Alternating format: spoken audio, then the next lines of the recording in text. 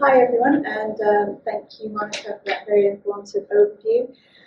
Thank you all for braving coronavirus and the cold to get here. We've had some attrition tonight. We were actually heavily oversubscribed, so clearly the fear of coronavirus has put a few off. But not you, you hardy travellers who came all the way to hear about this. So hopefully we can exceed your expectations. We do have a very interesting panel lined up. We have both a crypto exchange provider and a custodian provider here. I'll let them introduce themselves in a minute. Just a bit of background on me. So my name is Jana Pache. In addition to being a director and the regulatory advocacy ambassador for the London Blockchain Foundation, which basically means I coordinate all of our responses to regulatory consultations. My day job is actually consulting on regulatory and market structure issues in both traditional financial markets and crypto assets. And I also write on financial innovation and technology innovation for Best Execution magazine. So a bit of a mixed bag. And so I'd like to just give each of our panelists the opportunity to today take a couple of minutes to introduce themselves and where they're coming from before we get into the discussion. And we'll also like to keep it quite interactive, so we'll stop at some point and get some questions from the audience as well. Diego, would you like to go first? Yes, sure. Hello, good evening. My name is Diego Ballon. I work at CryptoAssests. I work with Monica very closely. I'm a regulatory lawyer by trade. I've been doing quite a bit of work in this space for various clients, and yeah, have an interest in crypto assets generally, and so it would be a good idea to put together this event. So my name is Obi Nwosu. I'm the CEO and co-founder of CoinFloor. So CoinFloor is the UK's longest running cryptocurrency exchange. So we've been around since 2013, which is quite a long time in the space. A couple of years after I heard about Bitcoin and thought it was a crazy idea. And then came back 2 years later and saw that it gone to the incredible price of, I think, £400 at that time. So I thought we had to get into this space. Before we even launched, we were focused on regulation. So we applied to, I think it was the FSA at that time still. And we applied to try to be an EMI. And they politely sent a letter saying, sorry, we don't regulate this at the moment, so go forth and see what you can do. And ever since then, we've had conversations with the Bank of England, HMRC, FCA, as it changed its name to, and MPs, and so on and so forth. So we are very pleased to see this happen and happy to talk about it further. Hi, my name is Francesco. I look after risk at Coin. Coin provides custody and settlement services for digital assets, but we serve the institutional space.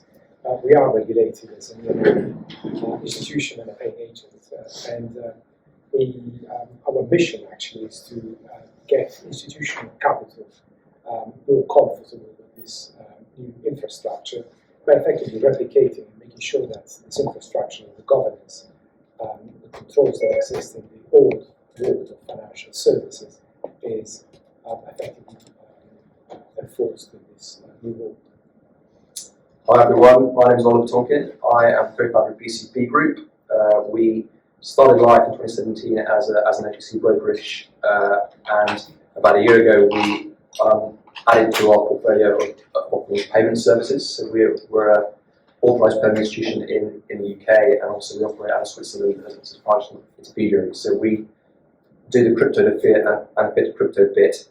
But what we also do is we offer payment services. So if there are companies that need to make payments, either for having a bit of crypto or they're just in the space, we provide those rails which even now sort of conventional banks don't really do. So we're servicing that need in every currency except dollars at the moment. Okay, so before we carry on, I just want to clarify as well, when we talk about crypto assets at the moment, there's a very broad spectrum of crypto assets out there. There's everything from security tokens to central bank digital currencies to cryptocurrencies.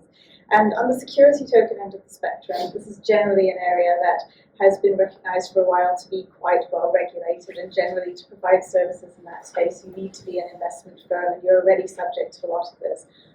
I think where we'll see the real impact is more on the cryptocurrency end of the spectrum.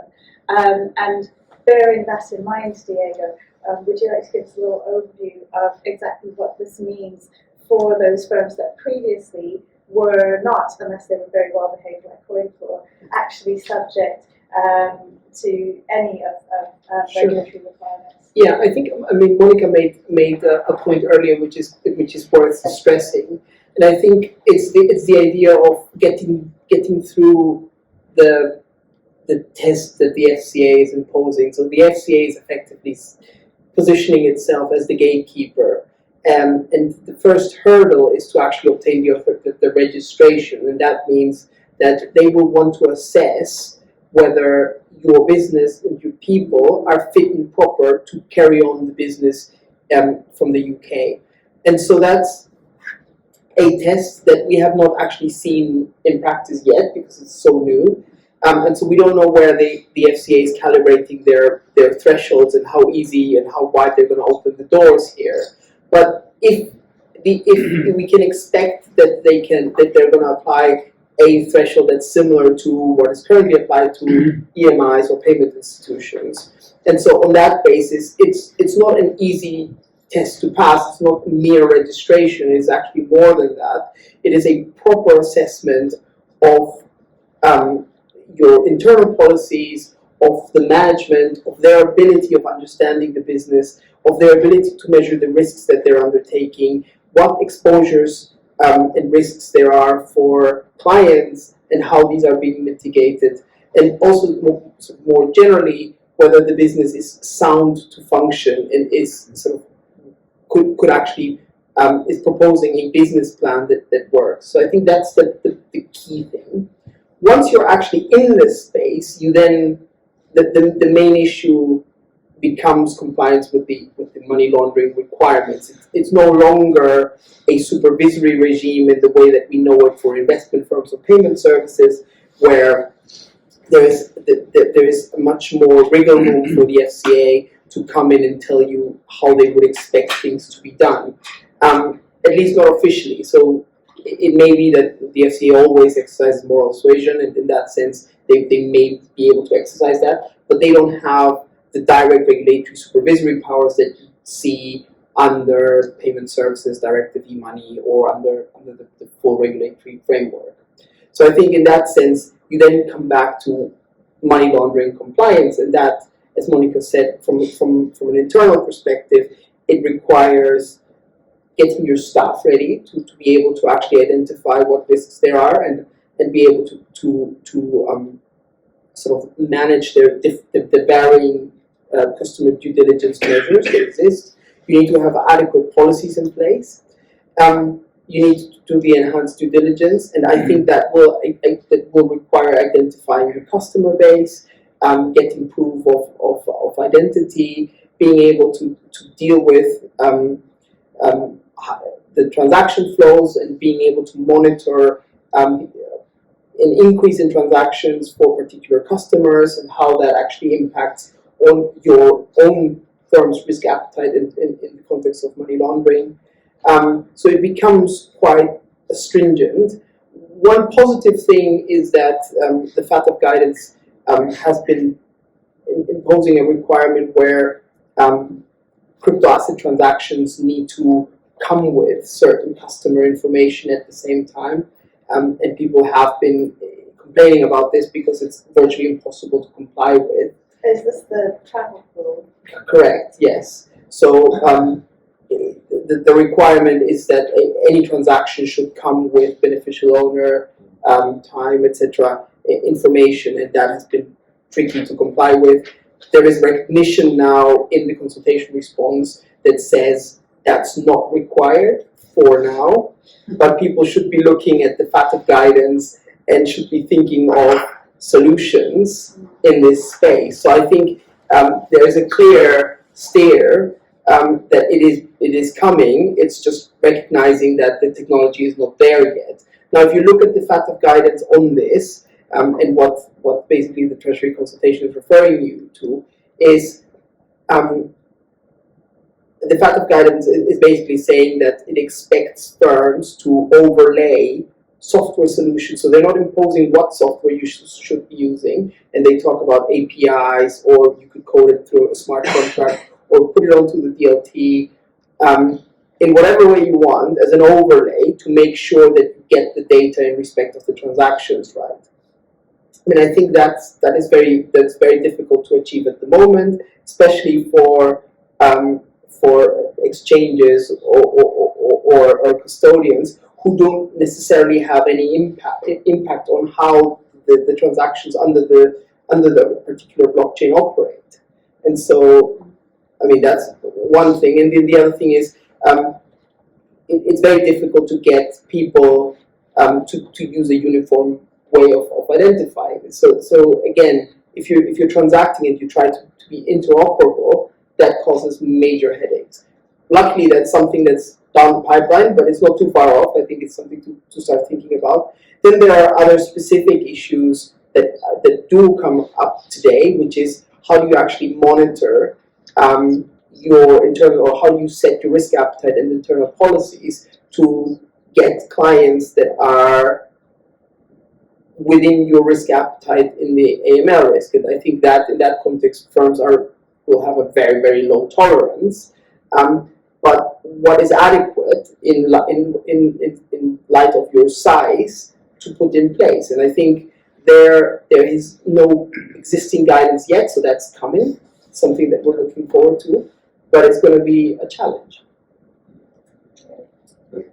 So, Ovi and Francesco, coming from firms that have voluntarily gone down the regulated route, sometimes pursuing it even when it wasn't fully open to you, how does this sort of more concrete definition of the regulatory framework around cryptocurrency impact what you were already doing, and how does it change the landscape for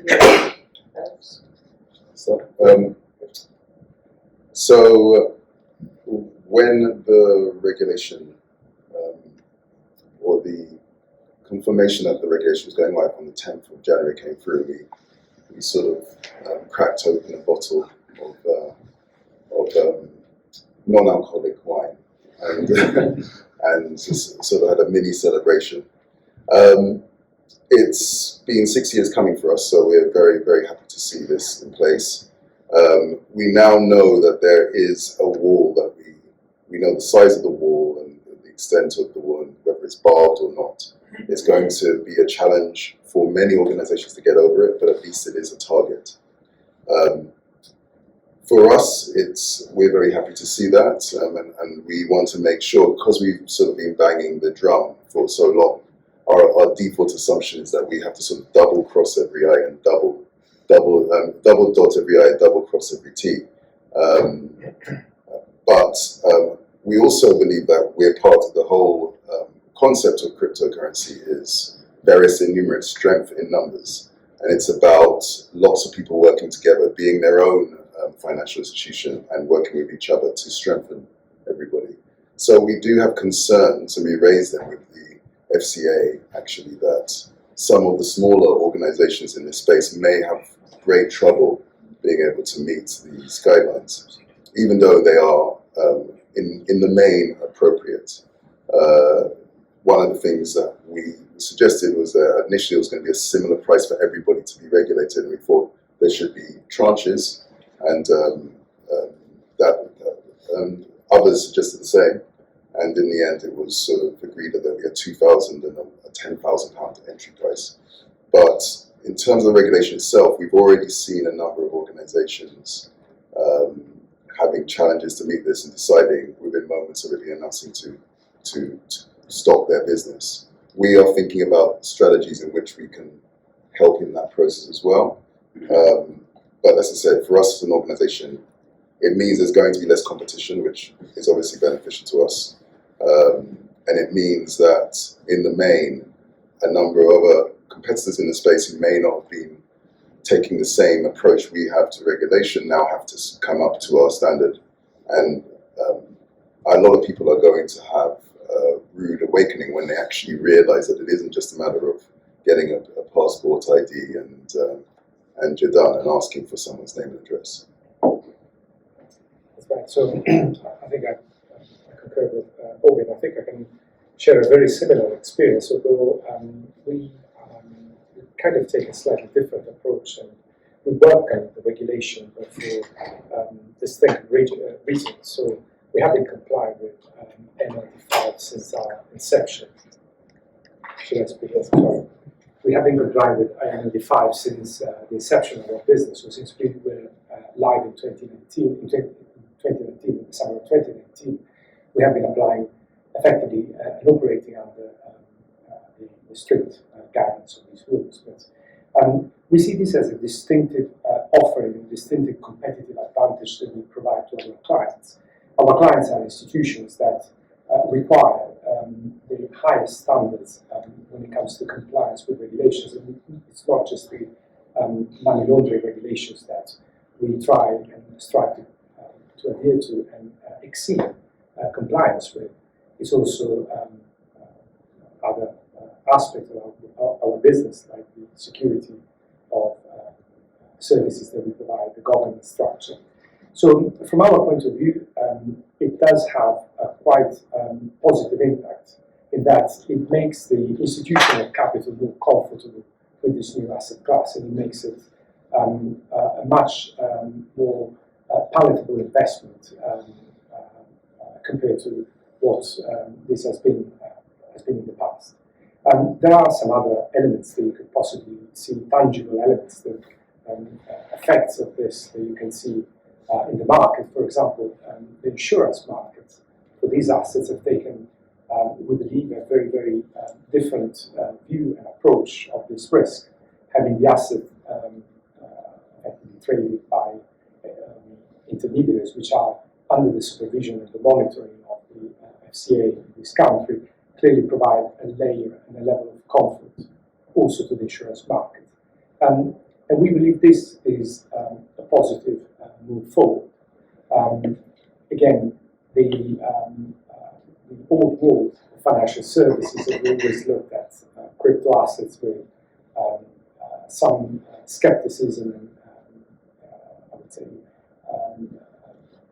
some aversion for all of the legacy issues that have affected this industry. But with the introduction of regulations and probably with the increased understanding of the asset itself, they are getting more comfortable with it as well. So again, we think this is a very, very positive development. And Oliver, coming from the payment services perspective, what kind of material impact does this have on you? And also, are you doing cross-border payments at the moment? We do, yes. Okay, so how does getting into that space around the travel, although it hasn't been implemented in the UK, obviously there have been different implementations of 5MLD in different European jurisdictions that may be at odds with the UK. So how is this all impacting your payments and cross-border business? Just before I answer that question, can I just come back on the idea of it, this being regulation light? Because I do agree with that, and I also don't. Okay. Because I suspect if the business gets this supervision, and then perhaps we're regulated firm by the FCA, they will come down you like a ton of bricks if you say that. So I mean, yes, it's a nice thing to have, and there's a bar there. But I suspect a lot of firms won't be able to meet, as Obi says. I mean, there's some big ones, and then there's a big drop off to some smaller ones. A lot of those are just not going to make it. So they will either move somewhere else, or they'll disappear. So I'm not entirely sure that referring it to as regulation light as an official kind of moniker is going to be that will obviously by the FCA. We'll be quite a bet on that. In terms of, we as a business, we do the fiat crypto and fiat legs through our prime business, which this will capture, but we also do payments. So when a business has sold crypto and they want to move money, all over the world. I mean, we do that, we do service that, and we've been doing that for almost a year now. I think that the hard bit is not the fit to crypto leg, because that's a fairly conventional process around us saying your customer is, where the money's come from, all that good stuff. It's the crypto to fiat bit, because it is very difficult sometimes, particularly with things like Tether and stablecoins, to really understand what the source of that funding is. It's not always that easy. And I mean, to your point, Diego, I mean that I'm sure there'll be guidance coming out, but I mean at the moment, a lot of times really struggling to really understand, particularly around Tether through Omni and stuff. It's really hard to do that sort of blockchain analysis. So I mean, I'll be very interested to see what happens in the next few months with the guidance and really whether it's possible with current technology to really do it to the level that one would like. I just think at the moment it's just too hard. So I mean, you may well see some stable coins struggle to get supported because they just it just can't be done at the moment in terms of the technology that exists. So actually, one is coming on the travel rule. So there are multiple cryptocurrencies. December of last year, we decided that we would only list Bitcoin. So we made this announcement. It was in December, and it was the most popular story on CoinDesk, which is a popular news channel of the year. And the reason why we did it, well, there were many, but one was that from a regulatory point of view, Bitcoin is probably the one that has the highest level, well, it's not probably, it definitely is the one with the highest level of support in terms of technologies to be able to monitor transactions, where they've gone to, where they've come from. The second largest currency is way behind. So the people who provide these services only started being able to monitor things like Ethereum about a year ago, when Bitcoin, we were working with Chainalysis and Elliptic, for example, when they're forming their product in the first place back in 2014, 2015. So they have a lot more maturity. So the challenge in terms of tracking and tracing and working out source of funds is a real one, because we have to remember, as an EMI, you have if you're dealing with, say, European and UK-based entities, they will go through European, UK-based banks, and it's a very well-trodden path, and you can, to some degree, trust the KYC and AML policies of the third party that's gone through, if it's come through a UK financial institution. When it comes to Bitcoin, there is no financial institution.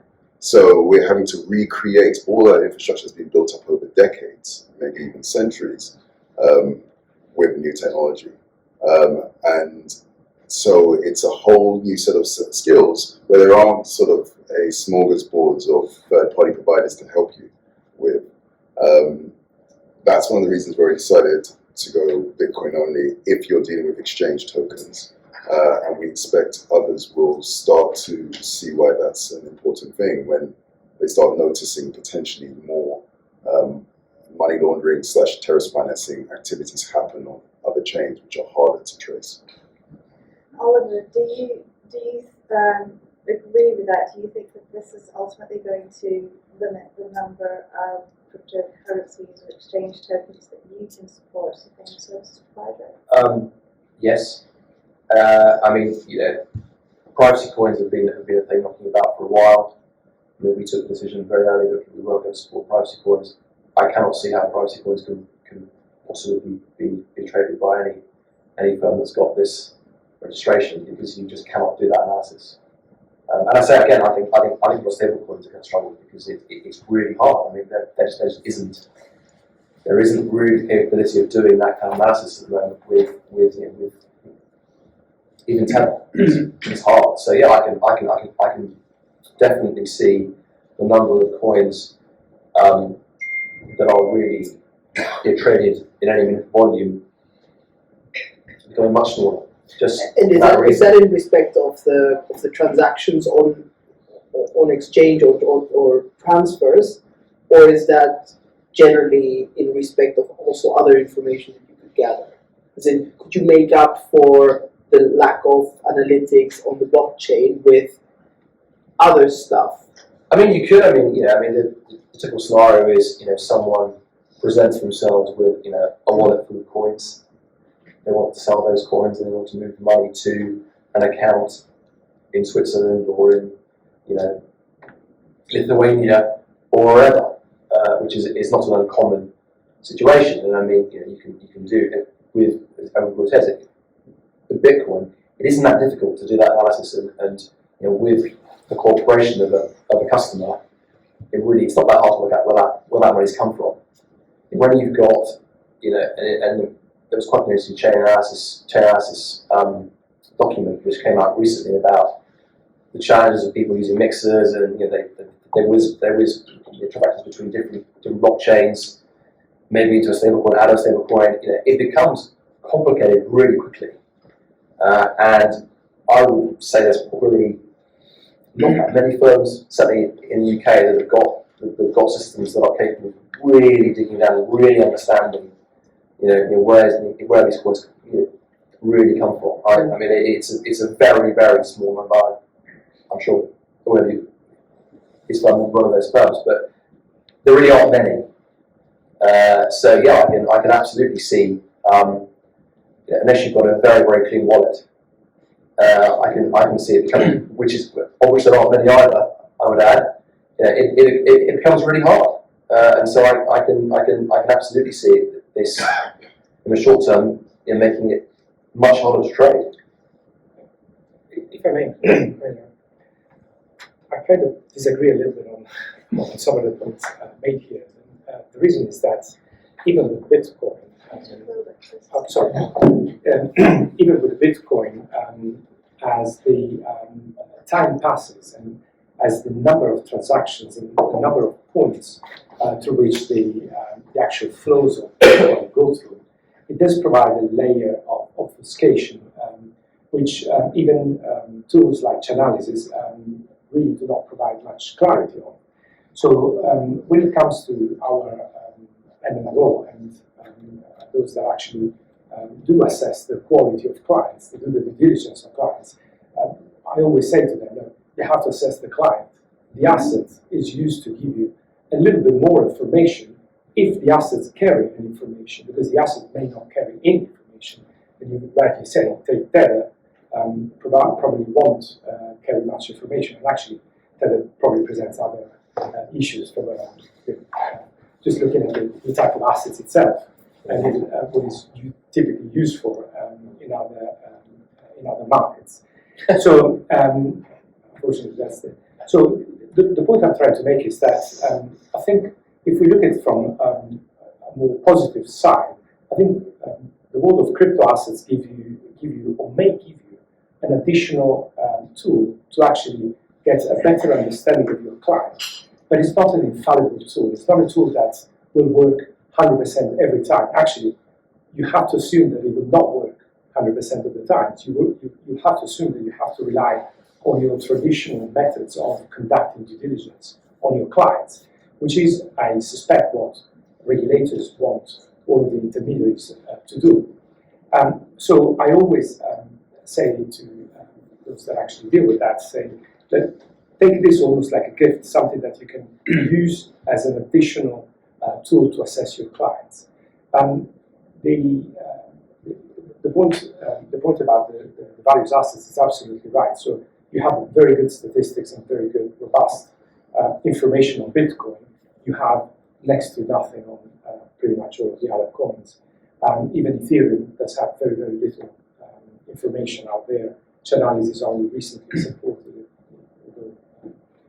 They've been saying that support would come for a number of years. But I guess the important thing and the important takeaway is actually that the traditional due diligence on the client cannot be substituted. It can be supplemented by the analysis of the coin.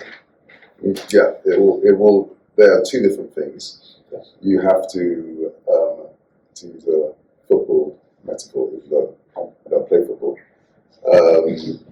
You have to play the man and you have to play the ball. That's right. So you do need to analyze your customer and look at their behavior, look at what they said they were going to do, and does it match? You know, I'm a builder just out of secondary school, and I'm putting in 50,000 a month. That's probably suspect. That's an extreme example. Not tipping off anybody as to our policy. That's a red flag right there. Yeah. But the regulation, it's clear that part of it is determining source of funds and destination of funds. And on the fiat side, you have well-established approaches. And on the crypto side, based on my conversations with regulators over 6 years, one of their concerns early on was we can't work out how you're going to do source of funds and destination of funds. And I definitely feel that although they don't stipulate a way of solving or solutioning that, they became over the years more comfortable when they started to understand that there were tools like blockchain monitoring tools, because that sort of gave them a framework to say, okay, this sort of supplements something that we think is missing. And it could have gone a different way in terms of regulation or approval of cryptocurrencies if they didn't exist. At some point in the future, I very much hope that we find an alternative, because the challenge for blockchain monitoring tools is that they reduce the level of fungibility of the cryptocurrency. So one crypto token is not considered the same as another. I mean, in law, I think it's in the Nemo Dat laws. There was a legal precedent that basically stated that this money that someone noted that was a stolen money and was used in his stores sometime later was no longer his, because if you were able to find something that was stolen later on and say this was yours when it was money, basically the entire financial system would come to a halt. So you had to basically come to a view from a legal point of view, because notes aren't fungible either technically because they've got serial numbers on them, but they are legally fungible. Bitcoin doesn't have a court to be able to decide that for it, so it has to put in place a technical solution to replace that legal decision. And so understanding that's a fundamental property of a money, and understanding that's something that is probably Bitcoin's main weakest area, and every other cryptocurrency's main weakest area. There's a lot of efforts to try and resolve that. But at the same time, I expect the organizations like the blockchain monitoring companies will try to find a solution where we can still maintain some ability, or exchanges as well, some ability to determine source of funds, destination of funds, while maintaining or improving the fungibility of the currency. Is that not a question of time? I mean, the more jurisdictions put in place regimes where there is an AML requirement, where you have source of funds, destination of funds requirements in there, and you start then getting everybody licensed up to a certain standard, in the same way that in the financial services industry you have. Now you've got confidence that if you're transferring from one to the other, you're going to start building that knowledge, and you're going to be able to cooperate and sort of rely on that. But I mean, you need to be absolutely sure. I mean, if you think where the volume is at the moment, I mean, it's overall in the Far East, Singapore, places like that, which, with the best of the world, I mean, it's probably easier to get a transaction through, I don't know, a Binance, say, or a Huobi, than it is, with a Coinbase or a Bitstamp or a CoinFloor. That's just, you look at the rating. No. The ratings that these chain analysis tools give the various exchanges. I mean, they're quite arbitrary, but if you look at it, there is definitely a spectrum there that probably is about right. But I think the point about these tools being increasingly hard to be relevant is a good one. I mean, the analogy is, every £5 note's got some cocaine on it, because someone's used it to stick up their nose at some point in the past. I mean, that's kind of the right analogy, isn't it? Because, at some point, yes, there are wallets that are absolutely red that have been used to fund Al-Qaeda or to scam the NHS or whatever. The wallets are absolutely, red and dead and they can't be used. But there's an awful lot of wallets that are 50 out of 100 on a chain analysis tool, but really, I mean, it's been in the air whether it's okay or not. Can I ask a question? Sorry, I'm just trying to be a bit more analytical about this discussion because we seem to be covering a lot of different things. In terms of AML regulations, I think we know that AMLD 5 does not only covers crypto to fiat, fiat to crypto, not crypto to crypto. So that is one problem which is there, which a lot of the discussion means that it's going to be problematic, A, in client take on in terms of source of funds, B, in terms of suspicious transaction reporting. So how do we get around But it? that's, so sorry, just to differentiate that, the position under the directive is slightly different to the position in the UK. Right. So the UK has gold-plated the regime, and it does cover fiat to fiat, crypto to crypto. So not fiat to fiat. Sorry, fiat to crypto and crypto to crypto. Okay, but in terms of new client take on, the client could be coming internationally from exchanges that are not regulated because they're crypto to crypto. You're trying to do source of funds and source of wealth. Source of wealth may be easier. Source of funds, you're trying to track the whole chain of funds that the client is depositing. That is next to impossible given the chances of someone being able to layer it and you not being clear on the start of the audit trail. Isn't that an issue?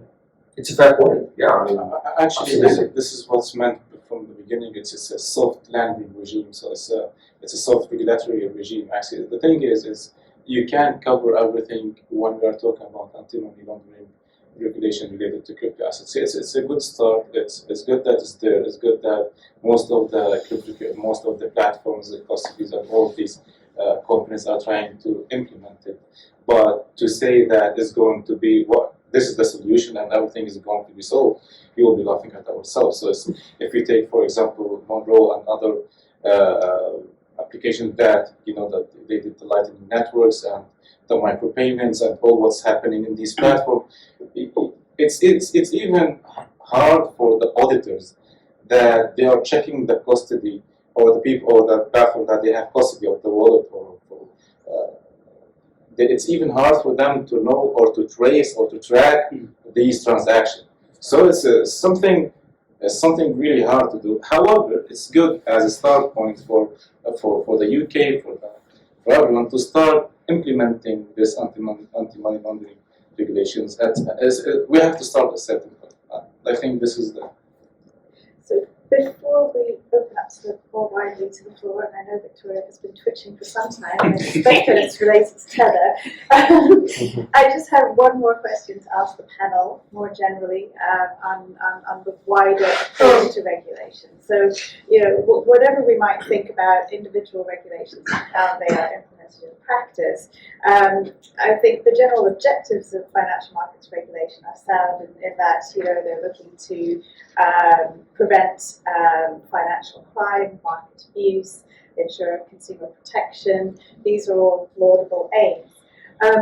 My question is really around the approach that regulators are taking when applying some of the existing principles of financial markets regulation to cryptocurrencies in particular. Is there a danger that we're just taking something that comes from an existing framework and putting it on something completely new without actually looking at the technological possibilities that this new landscape creates and kind of going back to first principles? What are we trying to achieve and how leveraging the technological capabilities that are out there can we actually aim to achieve this? Anyone? Wow, what a question. Yeah. That's a big question. Go on, you go first, Justin. So personally, I think it's a very interesting question. So I think the effort of regulators when it comes to regulating digital assets is actually probably displaying some of the weaknesses of the approach that the regulators have with existing assets, because you're effectively relying on the intermediaries. You're delegating to the intermediaries the monitoring and the enforcement of AML and KYC controls of your clients, which is perfectly fine if every single intermediary is working and operating to an exceptionally good start. But the first intermediary that actually fail to meet the standards, you're effectively door for bad assets or bad cash to come into the economy and effectively be clean. This is no different in the digital space. It's probably easier because it's a much newer space. There are many more less well run intermediaries, especially globally, and also because it's a global space, so assets can be actually transferred and layered globally very, very easily indeed. I think it's an interesting point. Technology surely will help and will provide some support, but it's not probably the holy grail of, it's not the solution, the sole solution for this problem. I think it's basically getting more and more regulations and making sure that you can, to your point, you can actually classify and making sure that you are able to have a much better map of the trusted intermediaries that exist globally. So we, as I mentioned at the beginning, we cast it for a segment that requires clean assets, clean operations, and wants the whole business to be clean. So as far as we are concerned, our very simple approach and solution is to actually get assets clean in the first place and keep them clean throughout the life of the custody that we provide. And we move the ledger entries for our clients, and our clients are well tested and well looked at in terms of due diligence and KYC regulation. I know it's not a perfect solution, but that's the approach we're actually taking. So, in terms of technology and DLT, or block space chain, as it was originally named before it was corrupted to blockchain onward, there are potential. There's a lot of potential for these technologies to help in terms of providing ways for which people can custody or exchange assets without an intermediary. And a lot of regulation is related to regulating intermediaries. So if you remove intermediaries, you remove a large set of regulations. So there are things called decentralized exchanges. Most of the ones that actually are out at the moment aren't truly decentralized. And if someone's asking to pay to earn, if someone's earning revenue from it, then it can't by definition be decentralized. But there are a few that have started to appear.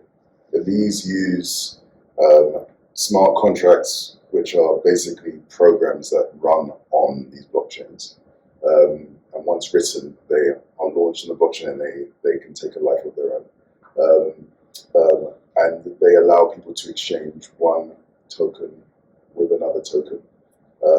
There are other forms of decentralized exchange that don't operate on the blockchain, but they take advantage of cryptography to allow users to exchange without having to trust this third party. So even though the third party is involved, the most the third party can do is maybe lock up the capital for a day or two, but they cannot embargo or stop completely the flow of capital. And then there are technologies such as multi-signature addresses. So one question before in the initial summary of the space was how could someone potentially be involved in the custody without having custody or without having the cryptographic keys. There are potential solutions to that. So a cryptographic key can actually be broken up into shares. There's one very popular approach is called Shamir's secret sharing system, and that allows you to S4 for short. It allows you to take a cryptographic key and effectively break it up into these in a subset of logical shares. And you only need a subset of those to reconstruct the key. So if one of the people disappeared, you could still reconstruct the key. No one has the ability to send a transaction, but the question is, you don't have the ability to send a transaction, but in combination you do. So that's one of those sort of gray areas of custody. And there are multi-signature addresses where 2 or 3 separate keys plus a smart contract can cause them to join together. But these open up whole new whole new questions around custody and potentially allow for lighter regulation to be put into place. These help on areas which aren't directly related to the first tranche of regulation, which is to do with anti-money laundering and counter-terrorist financing. And but there are others, for example, markets-based regulation, where if you don't have an intermediary, it can help significantly. Custody can, sorry if I may ask a question, custody can maybe as well, not only to talking about the private keys, it's as well the property of these crypto assets that are there. So who is controlling them, and who is holding the position of them? Are the owner of this custody is he investing them somewhere else, or they are still the same place, or like, because like custody can be as you mentioned in the it can be safeguard, administrating. So the owner of the custody can do whatever he wants with them. Are you referring to asset-backed cryptocurrencies, for example, if they represent a security or represent I'm gold? talking about the custody itself. If you have a custody where you are putting the crypto asset, they will be in a place. There will be the part of it where they can have your wallet as whether it's gold or gold, whatever, and the other part, these crypto assets, digital value. The owner of the custody, he can take them and invest them somewhere else, and Which this has raised lots of problems. And so to that point, that's why I mentioned things like multi-signature or shared, because when you say someone has custody of your cryptocurrency, as mentioned earlier, what you're basically saying is that they have a cryptographic key. It's like a key to a letterbox, and they are able to open the letterbox and access the letters. Anybody can post a letter to it, but only the owner of the key can withdraw. It's possible, a bit like in a bank vault, to have a multi-key option where there might be three key slots, but you need at least two of those three to open that vault. So if you have one key, you don't have the ability to take out the money or to take out the cryptocurrency from that address. In that case, the question is, are you custodian of that address if you don't have the ability to withdraw from it? Yeah. And you're part of a custodian group, but you're not an individual custodian. And that's a new set of questions, and potentially a lighter level of audit is required for that, because you'd have to collude to be able to affect a transaction. Victoria. So, I mean, it kind of comes to your last question. Are we at risk by going down this route of, like Yannis saying, of applying an old world thinking to a new world way of working? And are we at risk of stifling innovation by taking that thought? I think you that was my burning question, because there's a lot of bad actors and do lots of things with money now, and that risk exists in the current system. But are we not now trying to apply a higher level of standard of care in this new world order? I think that's a fair comment, actually, because I mean, if you look at the treasury risk, money laundering risk, whatever it was, and it said, this is actually quite in the grand scheme, it's quite a low, far less than like normal money. And I mean, even that, again, I do recommend, if everyone's interested, they should read that chain analysis thing, that 80-page tome, which came out in the year, and it was really interesting. But even that said, basically, finance are massive exchanges. Less than 1% of it's probably more than that in reality, but what they can actually say is definite, funny money. Less than 1%. I guarantee you, if you look at Barclays in the eye and say, well, just see how much of your volume is dodgy globally, that's more than 1%. Yeah. So it's a fair comment, and I think part of the problem, certainly, is anyone from this here before I say it? That was great, guys. I mean, my perception of the FCA is that they struggle with this space conceptually. I mean, the guys that are running the AML project struggle with it, and hopefully, with all the huge amounts of £2,000 or £10,000 checks that are going to come their way in the next few months. I think they said 400 grand, it would be a lot more than that. Maybe there'll be some investment and then something better. But I mean, in terms of the regulatory point that you asked before, I think this is a start. But I mean, what I made at the start, I just think there's a way to go before we can say that people are regulated in this space. Reg cap is still zero for these businesses. Market conduct, other than the AML bit. But I think that's just the effect of how regulation develops, right? So if you look at how rules have developed in the securities market space, for example, you go back all the way to, I don't know, the 2000s, there was very little of harmonized regulation, and so the way it started was trying to deal with the main issue. So in the financial services space, the issue at the very, very, very, very beginning in the 80s was prudential regulation, because you had banks running out of cash. And so you started off with so why is there a red cap? So why is there a red cap in the space? I mean, that's a start. You'd have the most amazing AML policies in the world. Yeah. Massively thinly capitalised. Oh god, a business has gone bust, and the wallet's there, and you can't get to it because the guy's put it off to wherever. That's a real risk. Yeah. No, I agree. And I mean, they've got issues of around commerce in the market. But I think what the regulators do is they will start off with the main risk they identify. I mean, that's how sort of.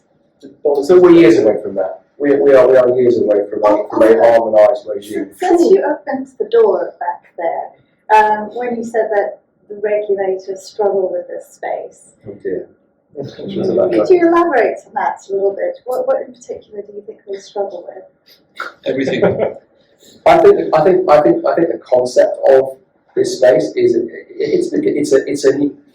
it's a new space. It's moving very quickly. You've got participants who are super smart, often quite well funded. They come from the tech space as well. A lot of them. I mean, not many people come from the general financial services world who are in this space, and they're not used to being told, "Okay, we're sorry, you can't do that because the open source book says this." That is not a world these people come from. And then you've got the regulators who are. It is quite an old economy kind of outlook. And until you have people in the FCA who are generally immersed in space and really understand it and can move as fast as the fastest movers in the space, it's going to be hard for the gamekeepers to deal with the purchase. I think you're missing the point though. That's not the focus of what the regulation is. The focus of regulators is to ensure that where there are risks, and they'll identify those risks, that they are regulated. And technology is neither here nor there. Yes, there might be new risks that the technology poses, and that might mean that they need to regulate in a different way, but you still have fraud risk, etc. I'll give you an example. So market abuse, I'm sure you know all about that. People like spoofing markets. That guy from Hounslow who got done for him on NASDAQ and would have gone down for a long time if he hadn't had other problems. But that happens every day in crypto markets. People spoof all the time, and they make it like absolute bandits from it, and it's completely illegal. No one can do anything about it at the moment. And that's an example. I mean, AML, sure, But that's not the reason why you say your space should be regulated. Yes, it may be not a good enough sort of enforcement of the regulation in the financial services space, but that doesn't mean that sort of alleviates the need to regulate your space. No, I don't. I mean, you said in your thing. I mean, you said that this will drive exemptions in written institutional terms. It won't. It won't. I mean, it's a start. Just because someone does the right thing and asks for the right piece of paper and does all that, is not going to make an iota difference to a Goldman's getting comfortable or anybody else. It won't, because there's fundamental problems of highly liquid markets, huge spikes and just up and down on quite small volume. So all that stuff won't change because of this. So I have a slightly different view. I mean, so as a background, again, just actually last week, we announced that we'll extend to support retail. And so we're going to be, after seeing lots of people messing up retail for the last few years, we've just had enough, so we're going to offer retail as well. But historically, we've been focused on high net worths, professional traders, institutions, and so on. One of traders, whether they're institutional or not, are basically take risk. They're in the business of taking risks. So they just analyze the risk of a exchange having problems or so on as one of the many risks, and they calculate it based on how often it's happened, and they just add it into their numbers. But things that could make them go to prison are the ones that they're most concerned about. They're really concerned about their liberty, and so money laundering, or if they in some way supported terrorist financing, these are sort of really the first ones on their lists to resolve.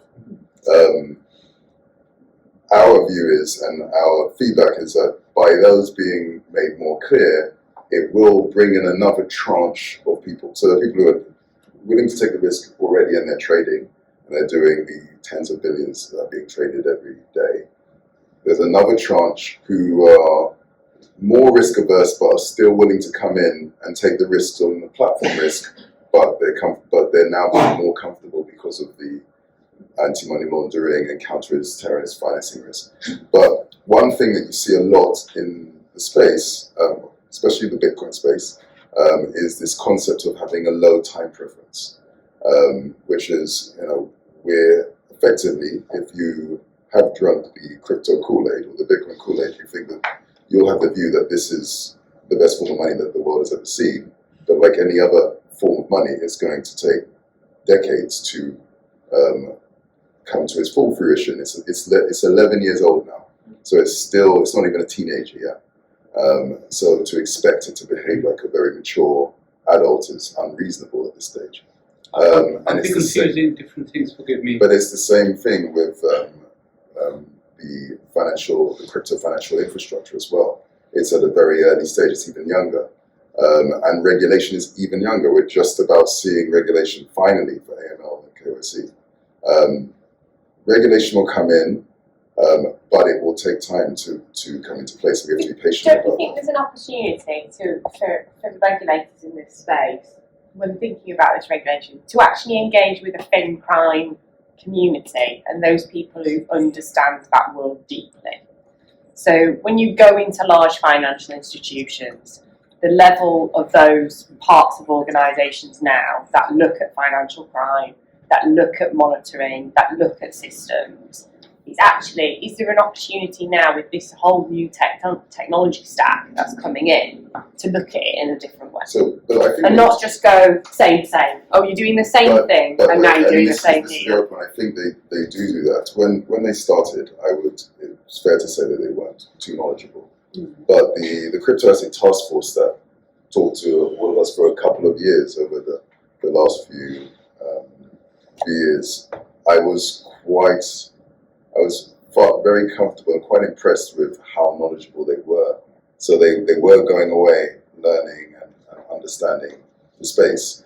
However, I think they have a number of conflicting and challenging considerations to take into place.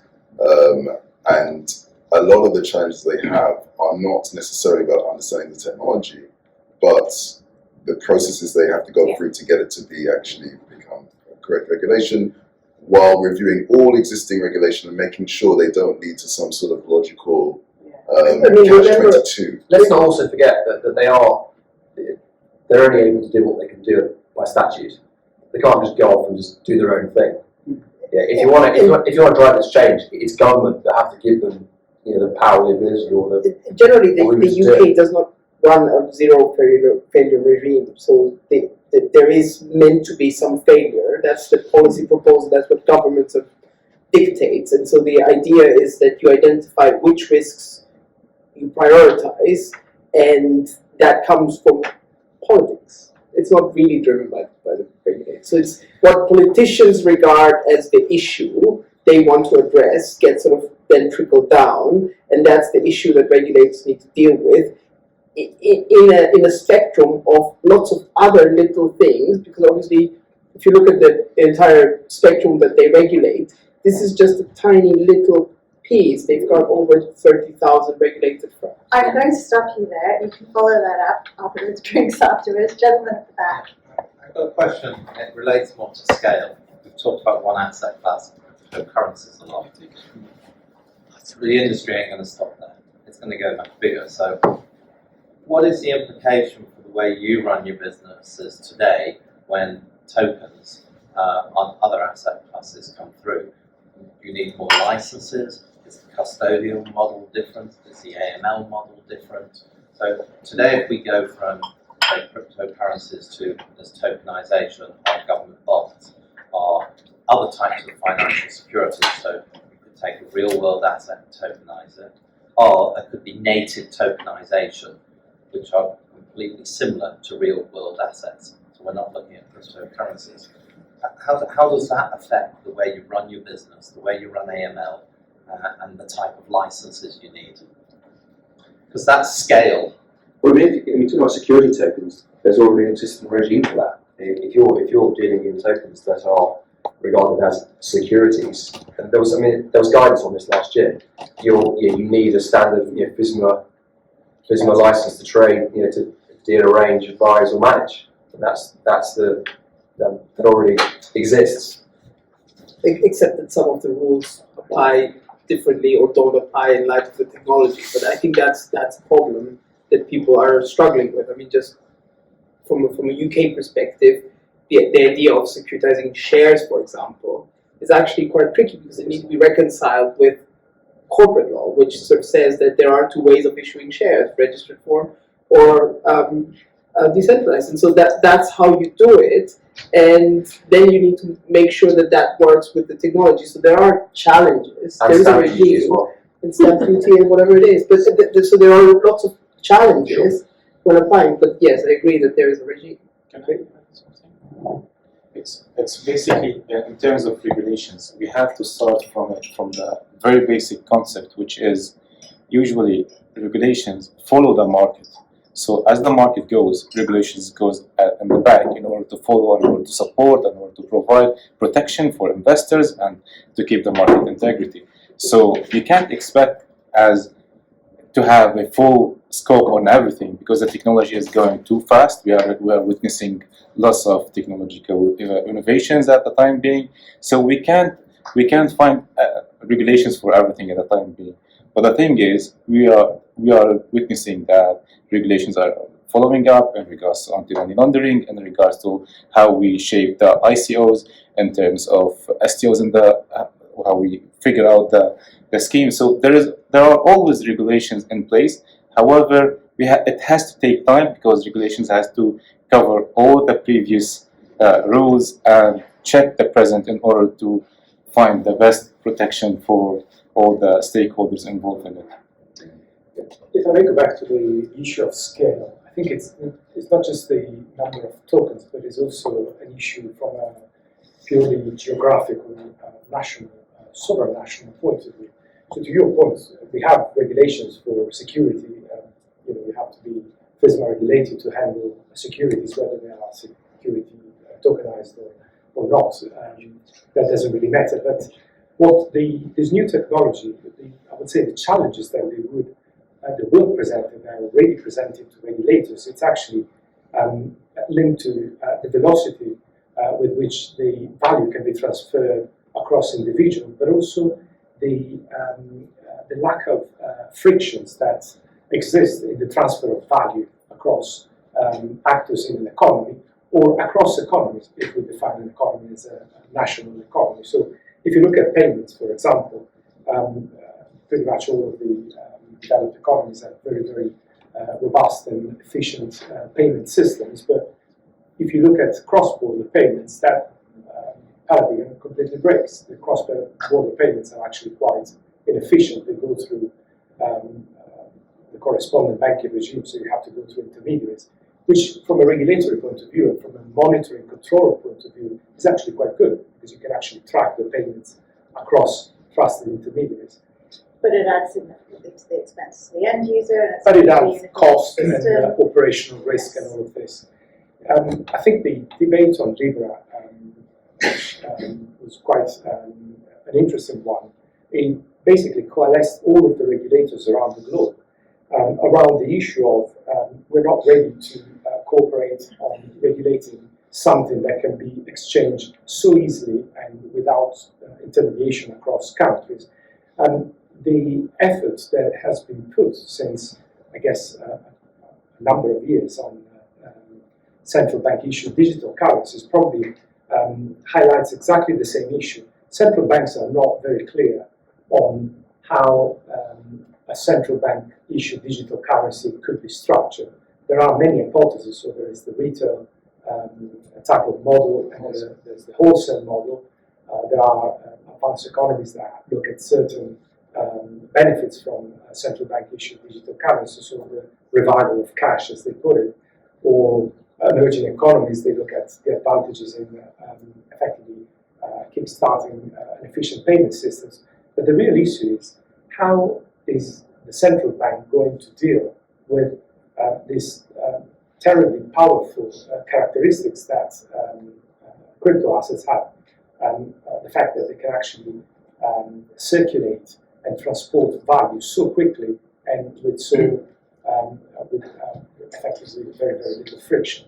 The friction, it's actually being friction of regulations today, as well as just market intermediaries, but the friction from a KYC AML perspective is actually something which we don't want to lose in that sense. Just on that point, I mean, one of the big use cases for crypto is avoiding capital controls.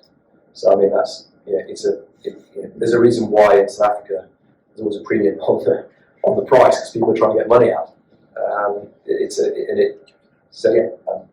think that supports that point.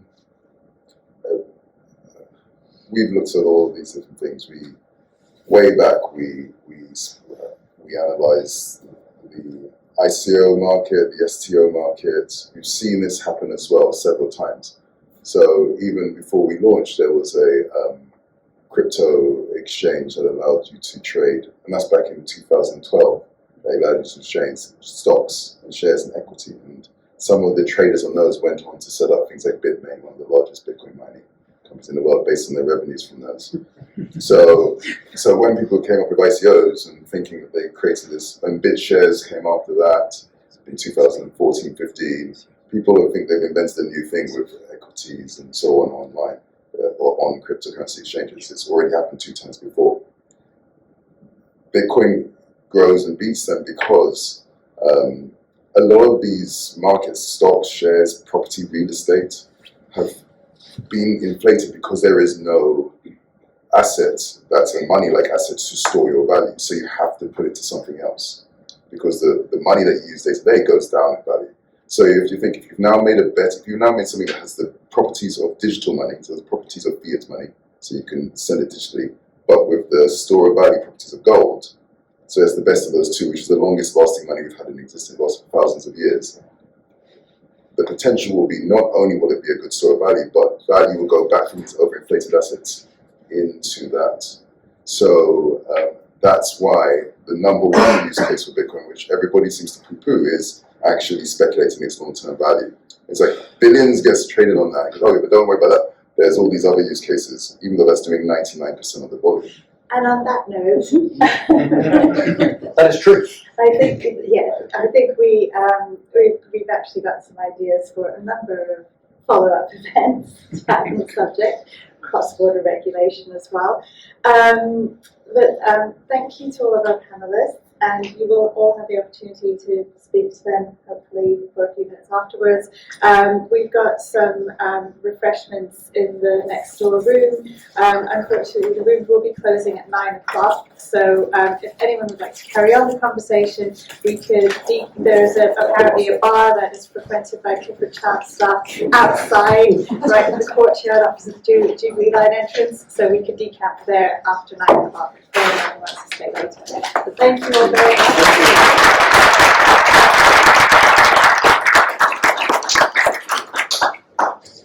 That was good, yes.